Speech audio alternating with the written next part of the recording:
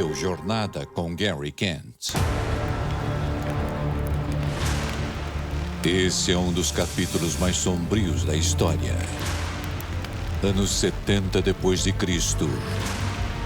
4 legiões romanas cercam Jerusalém. Sob o comando do general Tito, os soldados destroem a cidade e o templo. Mais de 1 milhão de pessoas morrem. A queda de Jerusalém. Uma história de oportunidades perdidas e de avisos esquecidos. Um presságio. A queda de Jerusalém. Parte 2.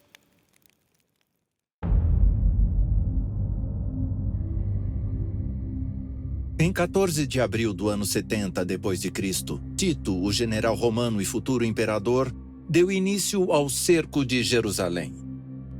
A cidade sagrada ficou cercada pelo exército romano.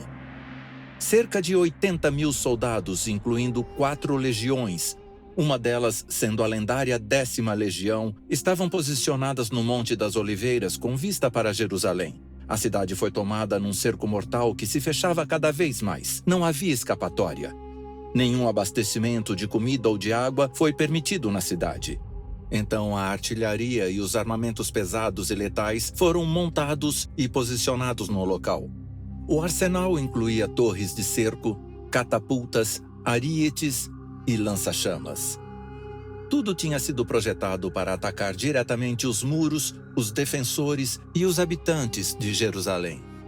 Os romanos foram metódicos, meticulosos e determinados nas etapas de planejamento e implementação. Uma variedade devastadora e letal de poder de fogo cercou a cidade. O plano era causar terror aos defensores e ameaçar, intimidar, espancar e causar fome aos habitantes, até que eles desistissem e se rendessem. O cerco de Jerusalém rapidamente se transformou num pesadelo, com fome, batalhas, mortes e até canibalismo. Talvez esse tenha sido um dos exemplos mais marcantes do sofrimento humano durante um período de guerra na história.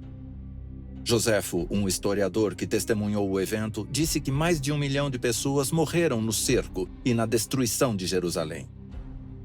Mas o cerco não foi uma surpresa para um grupo de judeus. Os cristãos judeus foram avisados por Jesus sobre o que estava por vir, e muitos deles fugiram da cidade após a retirada abrupta e inesperada de Céstio. Nos acompanhe neste episódio. Vamos explorar este terrível capítulo da história e examinar com detalhes as incríveis previsões proféticas feitas por Jesus Cristo sobre um dos mais terríveis e macabros cercos militares que o mundo já viu. E enquanto investigamos, vamos descobrir que ele deixou uma mensagem vital para todos nós. Acompanhe.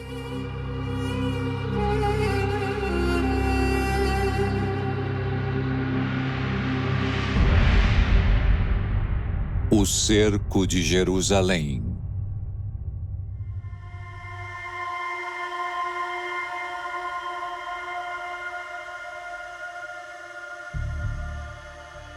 Numa noite sem luar na primavera, no ano 70 depois de Cristo, um pequeno grupo de judeus saiu silenciosamente em direção aos muros de Jerusalém. Saindo por um portão secreto, eles correram para os campos além dos muros, em busca desesperada por comida e água. Se pudessem, eles teriam escapado tranquilamente da cidade, mas havia um único obstáculo impenetrável entre eles e a liberdade: a presença circundante do exército romano. O melhor cenário que poderiam encontrar seria o de colher plantas silvestres que cresciam perto dos muros da cidade. Eles estavam morrendo de fome. As coisas ficaram tão ruins dentro da cidade sitiada que as pessoas estavam comendo cintos e sandálias de couro. Certos de que qualquer coisa seria melhor do que couro de sapato, essas pessoas corajosas se juntaram para buscar qualquer comida que pudessem encontrar fora da cidade. Mas com essa tentativa, elas corriam um grande risco. Um que muitas vezes não compensava. Em uma noite em particular, o infeliz grupo foi localizado por sentinelas romanos e seus olhos de falcão.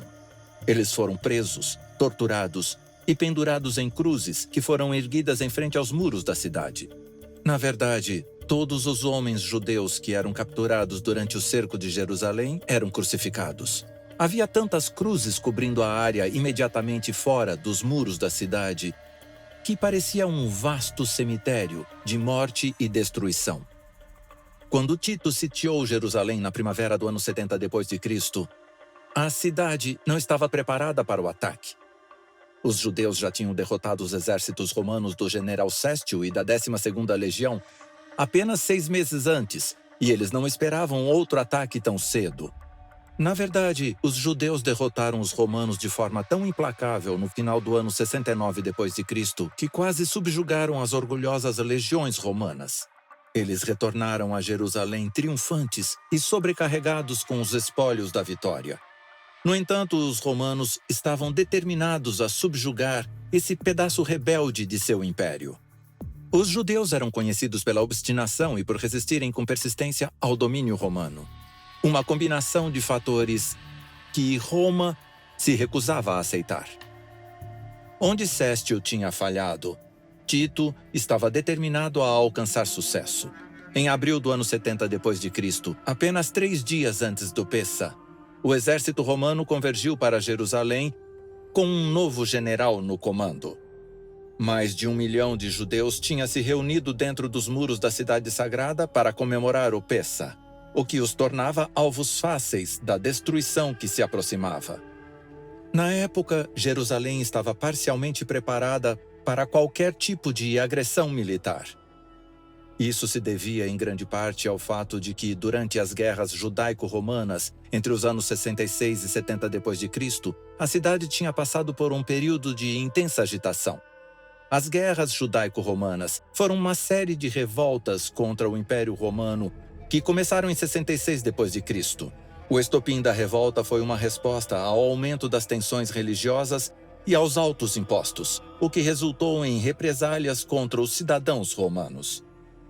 Em retaliação, o governador romano da Judéia saqueou o templo em Jerusalém e orquestrou ataques para prender figuras políticas e religiosas importantes dentro da comunidade judaica. Isso levou a uma rebelião em larga escala, resultando em oficiais romanos abandonando Jerusalém devido à pressão dos rebeldes.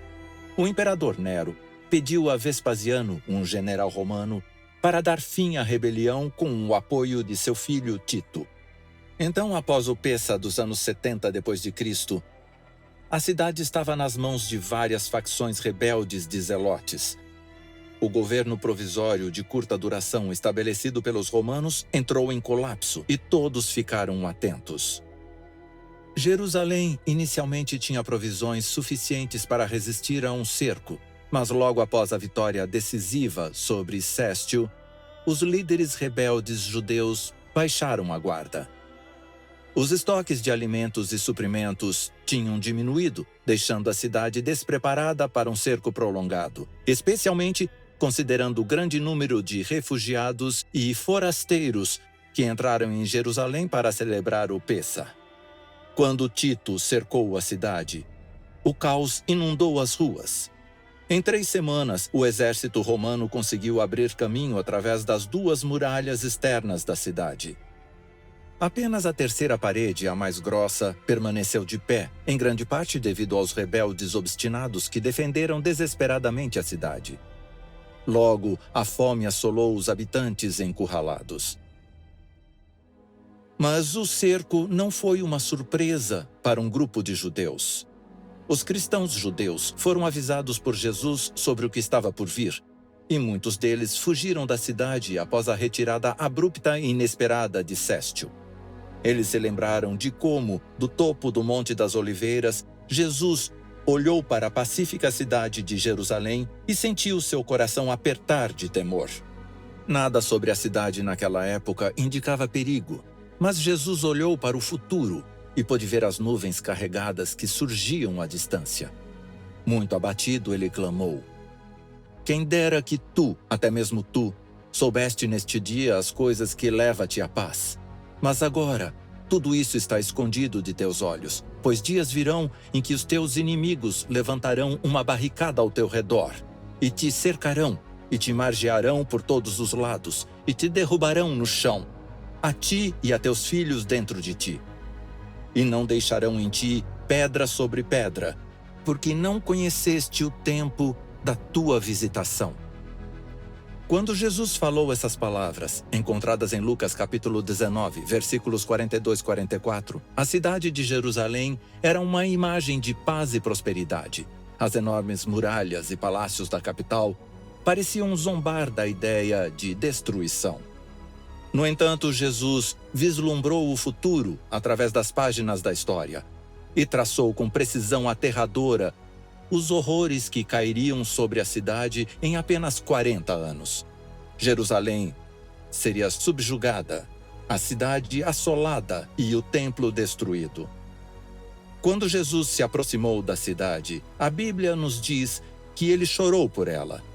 Um estranho contraste com a alegria e o júbilo que o cercava. Ao seu redor, os gritos alegres dos adoradores lotavam as ruas movimentadas, ramos de palmeiras ondulavam e o povo o proclamava rei. Mas o coração de Jesus estava tomado de temor pelo destino de seu povo amado. Em poucos dias, Jesus saberia que seria crucificado. Mas o que mais o preocupava era a ruína iminente da cidade que ele amava e das pessoas que ele considerava seu povo. Andando pelo mesmo local que Tito e a 10ª Legião ocupariam mais tarde, Jesus quase conseguia ouvir os passos do exército romano se preparando para a guerra. Seu olho profético contemplou os milhares de habitantes sentenciados de Jerusalém e ele ouviu as vozes das mães e filhos chorando por comida, enfraquecidos e acometidos pelos horrores da fome. 2 dias antes do Pêssah, Jesus havia deixado a área do templo com os discípulos pela última vez. O templo parecia indestrutível.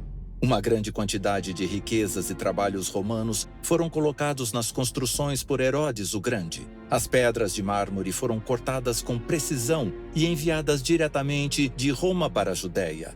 Os discípulos as apontaram para Jesus e exclamaram: "Olha, mestre, que pedras maciças! Que construções magníficas!" A única resposta de Jesus foi: "Vês essas grandes construções? Não sobrará pedra sobre pedra. Todas serão derrubadas." Foi uma declaração surpreendente e decepcionante, que deixou os discípulos com uma expressão perplexa e confusa. Quem ousaria derrubar o templo? E por quê?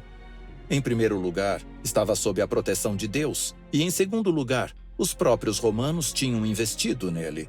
Então, certamente, eles não gostariam de vê-lo destruído. Mas Jesus não havia terminado. Ele lançou uma descrição profética detalhada da destruição de Jerusalém, que também serviu como uma descrição profética do estado do mundo imediatamente antes da sua segunda vinda. Encontramos a descrição em Mateus capítulo 24, e é uma resposta à pergunta feita pelos discípulos. Dize-nos, quando tais eventos sucederão e que sinal haverá da tua vinda e do fim dos tempos? O próprio pensamento da destruição de Jerusalém e do templo era tão chocante e angustiante para os discípulos que eles automaticamente presumiram que esses eventos só poderiam estar ligados ao fim do mundo. Jesus não corrigiu suas premissas. Em vez disso, ele mapeou os 2 eventos em um único panorama profético.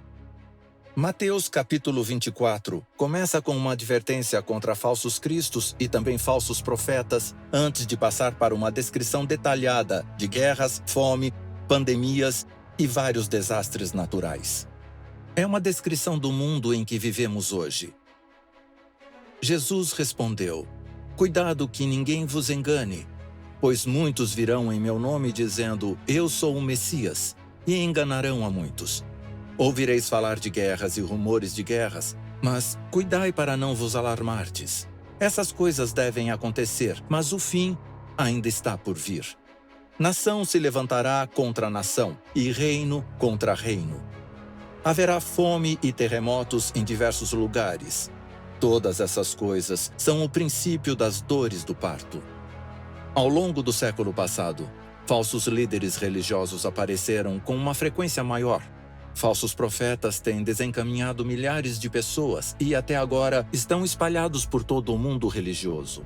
Outra das previsões certeiras de Jesus no último século foi o aumento da frequência e intensidade das guerras, fome e desastres naturais. As piores guerras que o mundo já viu ocorreram durante o século XX. A fome no mundo aumentou devido a um aumento acentuado no crescimento populacional e diversos conflitos. Os desastres naturais também são mais frequentes. Na Austrália, apenas na última década, vimos alguns dos piores incêndios e inundações que o país já testemunhou. Nos últimos anos, o mundo viveu uma das piores pandemias globais da história. A pandemia de coronavírus se espalhou pelo mundo como uma maré letal, independentemente dos ganhos significativos que a ciência médica obteve no último século. Jesus se refere aos eventos que cercam sua vinda como dores de parto. Como o trabalho de parto, os sinais aumentariam em frequência e intensidade à medida que a história se aproximasse do clímax da sua segunda vinda. Quando olhamos o mundo em que vivemos hoje, uma coisa fica clara. Os sinais que Jesus nos apresentou, indicando a proximidade da sua vinda, estão surgindo diante de nossos olhos. Vivemos tempos emocionantes. O caos em espiral que vemos ao nosso redor aponta diretamente para o evento mais glorioso que o mundo já viu. Jesus voltará em breve. A pergunta é: estamos prontos para encontrá-lo? Jesus continua seu panorama profético, retornando aos eventos que indicariam tanto sua segunda vinda quanto a destruição de Jerusalém. Um em especial é particularmente interessante. Quando então virdes que a abominação da desolação proferida pelo profeta Daniel está no lugar santo, quem lê, entenda. Então os que estiverem na Judéia, fujam para as montanhas. A passagem refere-se aos estandartes romanos portando as insígnias, tanto do império quanto do culto imperial, sendo fincados na área em que os judeus consideravam solo sagrado. Jesus alertou seus seguidores para que assim que vissem isso acontecer, deveriam se preparar para deixar a cidade, porque a destruição dela seria iminente. Jesus continuou e advertiu a todos que eles não deveriam hesitar. E quem estiver sobre o telhado, não desça a tirar alguma coisa de sua casa. E quem estiver no campo, não volte atrás a buscar as suas vestes. No momento em que notassem os sinais preditos se cumprindo, eles deveriam se preparar para fugir e escapar imediatamente. Bom, qualquer um que ouvisse Jesus prevendo e predizendo a destruição de Jerusalém poderia considerá-lo um alarmista enlouquecido ou um rebelde insurgente aliado aos romanos. O que ele estava prevendo parecia impossível. Herodes não somente tinha esbanjado dinheiro na cidade para melhorá-la esteticamente, como também para fortalecê-la. As paredes foram reforçadas e numerosas torres e fortalezas foram construídas. Jerusalém era uma cidade situada numa colina que nunca poderia ser tomada. Mas, como diz aquele velho ditado, nunca diga nunca. Não importa se parecia inconcebível na época os romanos derrubarem Jerusalém. Eles derrubaram os muros, saquearam a cidade e a botaram abaixo. Nos 40 anos que se seguiram à morte de Jesus, Jerusalém ficou cada vez mais parecida com Roma, apesar do fato de que a cidade afirmava pertencer a Deus. Logo, o fascismo político começou a germinar. Havia muita insatisfação com o domínio romano, que começava a borbulhar e a explodir com o passar do tempo. Entre os anos 66 e 70 d.C., os judeus entraram em confronto com os romanos. A luta é conhecida como Guerras Judaicas ou Rebelião Judaica. Então, no ano 70 d.C., por volta da época da Festa dos Tabernáculos, Céstio, o governador romano da região, cercou a cidade e a sitiou pela primeira vez. foi uma provação assustadora, mas muitos dos judeus zelotes não estavam dispostos a desistir sem lutar. Para os cristãos judeus, os estandartes da águia romana, que foram fincados no solo sagrado de Jerusalém, invocaram uma lembrança da profecia de Jesus. Eles observaram e esperaram um sinal de que era hora para eles partirem. E assim como Jesus predisse, eles tiveram uma janela de oportunidades para escapar. De repente, sem aviso, Sestio Gallus ordenou uma retirada. A essa altura, os judeus estavam seriamente pensando em se render. A retirada repentina de Sestio, sem qualquer motivo aparente, alimentou suas fracas esperanças. Também alimentou as esperanças dos cristãos judeus. Enquanto os rebeldes judeus perseguiam Sestio, os cristãos judeus aproveitavam a oportunidade para deixar a cidade. Eles se reuniram na cidade de Pela, localizada na Pérea do outro lado do Rio Jordão. Por terem escolhido acreditarem nas palavras de Jesus e por agirem quando o tempo certo surgiu, nenhum único cristão morreu no cerco de Jerusalém. Tito retomou o cerco que Sestio tinha abandonado cerca de 5 meses depois, e desta vez não haveria uma segunda chance. A grande catapulta arremessou enormes pedregulhos nas paredes e na cidade. As altas torres de cerco foram colocadas no lugar com os arietes que foram projetados para esmagar e enfraquecer as paredes. Os romanos eram metódicos e implacáveis. Sob o comando de Tito, Jerusalém foi afligida pela fome. As mães devoravam os próprios filhos. Filhos roubavam comida de seus pais idosos e moribundos. As pessoas passaram a comer tudo o que encontrassem para sobreviver. O cerco de Jerusalém trouxe à tona o pior da natureza humana. Milhares morreram de fome e por doenças. Embora repelidos pelo que estava acontecendo dentro da cidade, os romanos se recusaram a abandonar o cerco. Eles estavam determinados a trazer terror aos corações dos judeus e a acabar com a prolongada rebelião de uma vez por todas. Eles capturaram prisioneiros e os torturaram, e depois os penduraram em cruzes. Os corpos dos mortos e moribundos eram empilhados ao longo dos vales. Cruzes, como árvores em uma floresta, povoavam o vale de Josafá. Mesmo assim, Tito não cedia. Ele não aceitaria nada menos do que uma rendição absoluta. Tito então se preparou para um ataque final. Ele deu instruções específicas para que o templo sagrado não fosse tocado. A construção era valiosa demais para ser incendiada descuidadamente em um conflito. Mas Jesus tinha predito a derrubada e destruição do templo. E a palavra de Deus é sempre soberana. No caos do ataque, um soldado lançou uma única tocha acesa no templo, e imediatamente as vigas com seus núcleos de cedro no local sagrado pegaram fogo. Horrorizado, Tito correu para tentar conter a situação, mas era tarde demais. Enfurecidos com a guerrilha dos judeus zelotes, os soldados romanos começaram a lançar mais tições no templo. Eles também sacaram suas espadas e massacraram todos os zelotes que conseguiram encontrar escondidos no templo. Fogo e sangue se misturaram. O sangue corria como água pelos degraus do templo em ruínas, em um córrego sinistro. Nada poderia ter sido feito para salvar o templo. Não muito tempo depois de o templo ter sido destruído, toda a cidade caiu nas mãos dos romanos. Os rebeldes judeus abandonaram suas torres e ameias, e Tito e seus soldados os encontraram desolados. Ele ordenou que a cidade e o templo fossem destruídos até os alicerces. Assim como Jesus tinha predito, não restou pedra sobre pedra. O que antes parecia impossível, agora era uma realidade. Se mais pessoas dentro da cidade tivessem ouvido as palavras de Jesus, elas teriam escapado com vida. Os seguidores de Jesus sobreviveram à destruição de Jerusalém. Eles espalharam seus ensinamentos por todo o Império Romano, dando origem a uma nova religião, o cristianismo. Em Jeremias capítulo 29, versículo 11, Deus diz: "Pois eu conheço os planos que tenho para vós, declara o Senhor.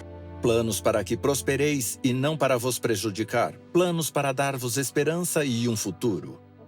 Os planos de Deus para nós são sempre os melhores. Mas para que Ele os execute em nossas vidas, Ele precisa de nossa cooperação. Se estivermos dispostos a colocar nossas vidas nas mãos dele, vamos nos encontrar, como os cristãos judeus, na segurança de Pela, e não no meio da destruição de Jerusalém. Há segurança na palavra de Deus. À medida que os sinais da vinda de Jesus aumentam em frequência e intensidade, sinalizando que o maior clímax da história da Terra não está distante, Deus nos oferece um porto seguro por meio de sua palavra. Bíblia Sagrada. Querido Pai Celestial, vos agradecemos por vossa palavra, a Bíblia, que é como um farol que nos conduz e guia à segurança neste mundo sombrio. Nós agradecemos pela segurança em vossa palavra. À medida que os sinais da vinda de Jesus aumentam em frequência e intensidade, indicando que o grande clímax da história da Terra não está distante, agradecemos por podermos encontrar um porto seguro por meio da vossa palavra. Em nome de Jesus nós oramos. Amém. Quer aprender mais sobre como unir a família? Entender como ter mais alegria ou como o mundo vai acabar? Então, eu te apresento a Esperança, uma assistente bíblica virtual feita para te acompanhar nos estudos bíblicos. Fácil como apertar um botão. Agora você pode fazer mais de 10 estudos bíblicos totalmente de graça. E o melhor, tudo pelo WhatsApp, sem sair de casa. Basta enviar pelo WhatsApp a mensagem Estudo Bíblico para o número 12 98200 0062 ou entrar no site www.novotempo.com/estudo bíblico e seguir as instruções. Fácil, não é? Então venha aprender de graça com a Esperança pelo WhatsApp. No fim de cada curso, você ainda ganha um certificado. E aí, vamos aprender juntos sobre a Bíblia? Levar esperança nunca foi tão fácil.